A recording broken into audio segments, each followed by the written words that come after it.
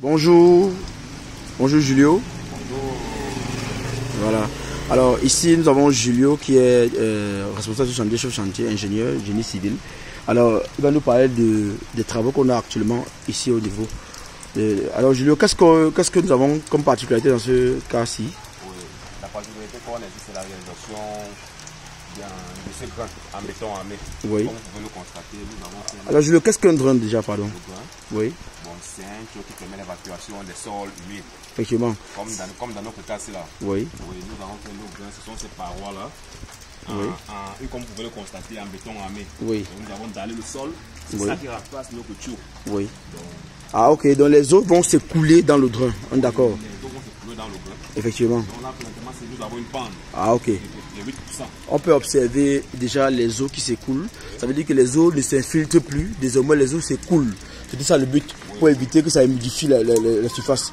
Et qu'est-ce que vous avez fait pour qu'il n'y ait pas d'infiltration à ce niveau-ci? Nous avons utilisé les adjuvants. Les adjuvants. Nous avons créé lycée Oui. avec les adjuvants. Ok, d'accord. Comme vous pouvez le voir, là c'est la pouliane, la dernière étape. Oui. Donc nous allons mettre toute surface là et nous allons verser le remblai. D'accord. Alors quand vous allez verser les remblais, ça veut dire que quand il y aura infiltration des eaux, ça se comportera comment? Bon, à base de ces gravés, cette pouliane, tous les eaux là vont toujours circuler vers le point le plus bas. D'accord. Alors c'était ça, c'était le principe de fonctionnement d'un drain ici.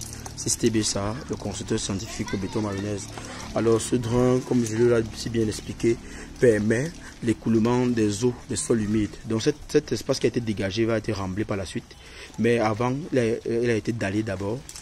Voilà, je vais effectivement nous montrer. Il a été dallé. Après le dallage suivant, une pente.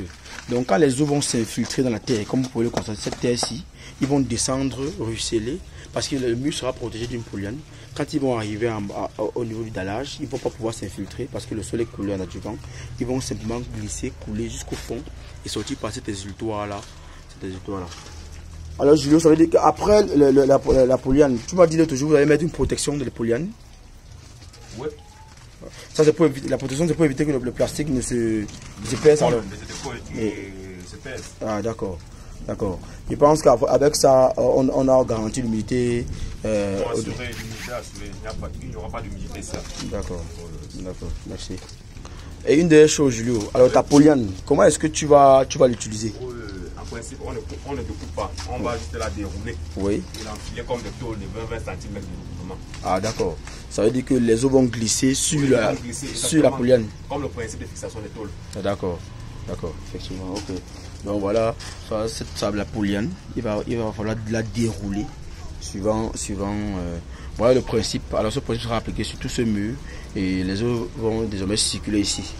Mais maintenant, en fonction de la disponibilité ou des moyens du client, même cet espace-ci entre les deux constructions seront complètement dallés pour diminuer également encore le degré d'infiltration et limiter ainsi l'humidité.